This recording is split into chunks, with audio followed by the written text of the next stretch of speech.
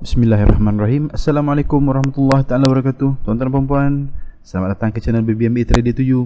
Sekali lagi saya ucapkan ribuan terima kasih kerana tuan-tuan dan puan-puan sudi terus menonton post-post yang terdapat di dalam channel ini. Okey.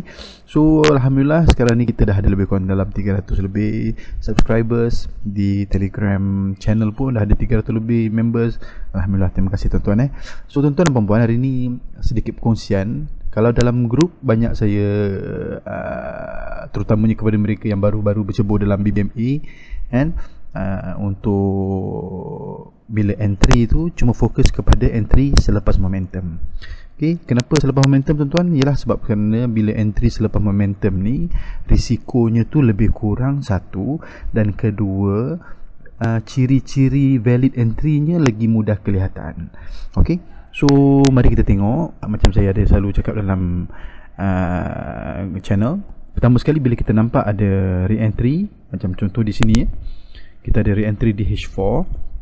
Okay, kita ada re-entry, momentum, dan kita ada re-entry.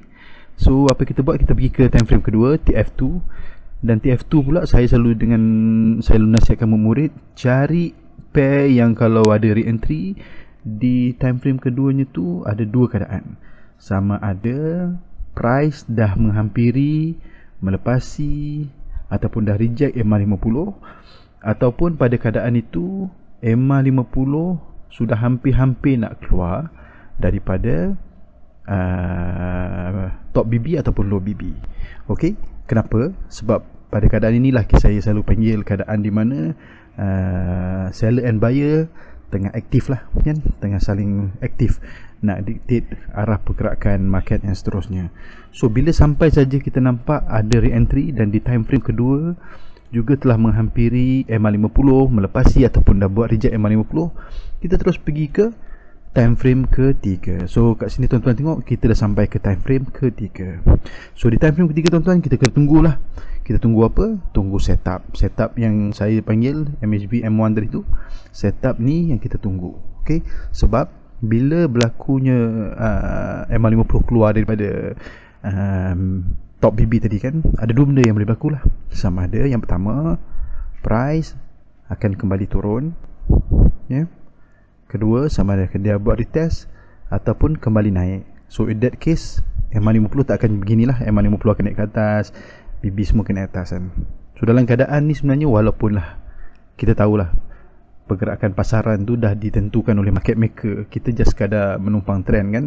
Kita tahu pergerakan tu akan turun, tapi sebagai seorang trader yang bijak, kita cuma akan masuk bila kita benar-benar yakin lah bahawa pergerakan market tu selari dengan kita punya analisa. So kita nampak tadi di time frame pertama, kita menunggu re-entry sell.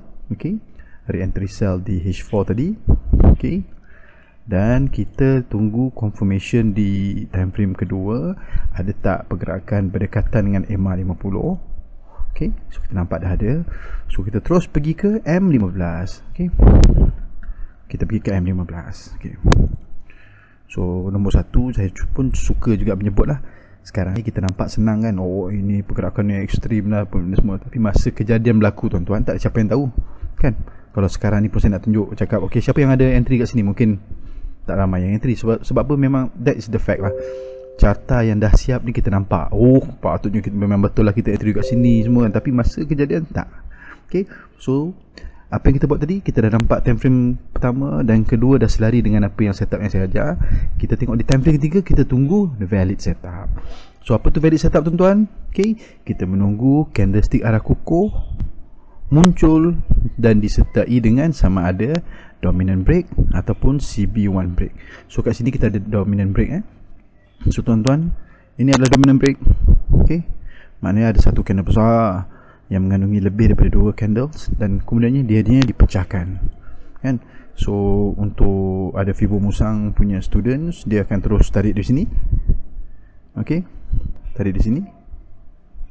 Tapi saya lebih suka tunggu sehingga munculnya candlestick arah kukuh, sebab nanti kita tuan-tuan boleh backtest lah, walaupun dia ada CB1 ke, dia ada dominant break ke, kan. Kadang-kadang price kalau tak ada arah kukuh, dia akan meneruskan perjalanan ke atas kan. Dia boleh retest ke sini, naik ke atas balik kan. So biasanya akan menimbulkan masalah lah kepada mereka-mereka yang letak PO kan. So kalau letak PO kat sini so kita yakin letak PO sini, so apa buat, price akan naik, ambil PO, turun sikit dan terus terbang. Okay, nanti tuan-tuan boleh tengok chart-chart.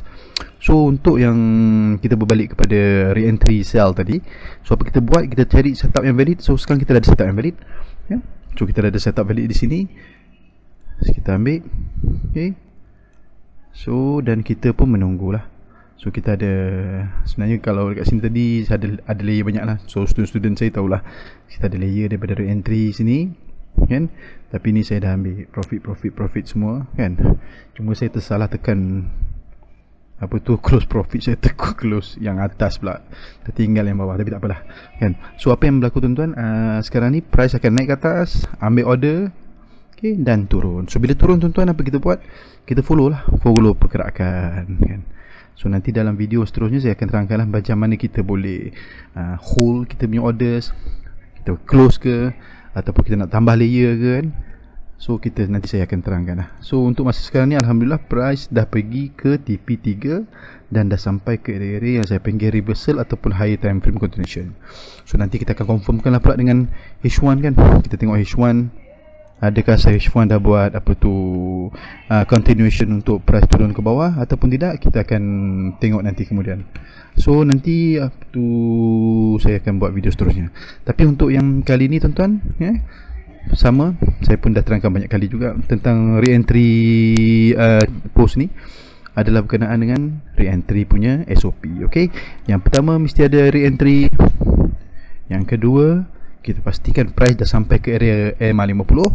Dan area ketiga, kita tunggu setup yang valid dan kita tarik Fibo. Okay, alright. Tapi sebelum saya akhiri, kenapa kita nak tunggu dah sampai MA50 kan? Sebab saya tak nak lah untuk para-para yang macam orang-orang yang baru trade kan, kalau selagi price tak sampai ke MA50, dia kadang-kadang akan naik ke atas. Contohnya macam di sini tuan-tuan tuan-tuan tengok, kalau katalah di area, kita tengok di daily punya re-entry, katalah di sini. Okay, di sini kita tengok di H4. Okay, so tuan-tuan boleh tengok, kalau tak sampai lagi MA50 ni, walaupun dah ada momentum kan, katalah kita nak tunggu re-entry apa tu untuk re-entry sell, kita nampak okay kan, kita tadi ada re-entry sini dan kita tunggu H4 punya re-entry kan. Kalau katalah setakat kita di H4, kita tak tunggu price tu sampai ke MA50 kan, sebab kita tengok di sini okay, price datang ke sini kan, lepas tu price akan naik di sini kan. So di sini ni kadang-kadang kita tengok price ni kita tak tahu lagi ni, dia belum buat decision lagi. Even kalau dah sampai di sini kan, kita kena betul-betul pastikan kan, dia dah sampai ke area MA50 macam ni kan. Okay, then we know kita akan just tunggu di apa tu time frame ketiga untuk berlakunya full setup. Okay, so daripada sini kita nampak dah ada munculnya full setup di skala timbulnya tick candlestick ni kan. So kita ada dapat re-entry TP1, dia naik balik semula dan kemudian price terus turun terus turun. So even sekarang ni H1 pun dah berada dalam keadaan reversal alert dah. So ada kemungkinan price mungkin akan naik kan. Daily pun kalau dia mampu buat momentum, dia akan meneruskan perjalanan. Kalau tak, mungkin kita akan tengok MA50 di sini. So okay, maknanya monthly lah. So mungkin monthly akan buat kenaikan ke semua kan. Tapi yang penting tuan-tuan, untuk post malam ni, ingat SOP tadi SOP, bila adanya berlakunya re-entry kan, tuan-tuan pergi ke time frame kedua, tengok pastikan price tu dah berada di area MA50, dan kemudian barulah kita pergi ke time frame ketiga untuk mencari setup yang valid. Okey tuan-tuan dan puan-puan, itu saja video singkat untuk malam ini. Saya ucapkan ribuan terima kasih kerana anda sudi menonton. Harap tuan-tuan semua sudi subscribe dan share dengan kawan-kawan lah, sekiranya bermanfaat. Kalau tak bermanfaat, tak apalah kan, tak ada masalah. Bagi tahu saya lah, mungkin saya boleh buat sebarang penambahbaikan. Tapi ingat, kepada semua subscriber saya ucapkan ribuan terima kasih kerana terus menyokong channel ini. Okey tuan-tuan, saya doakan semoga kita semua sihat sejahtera dan selamat trading. Assalamualaikum.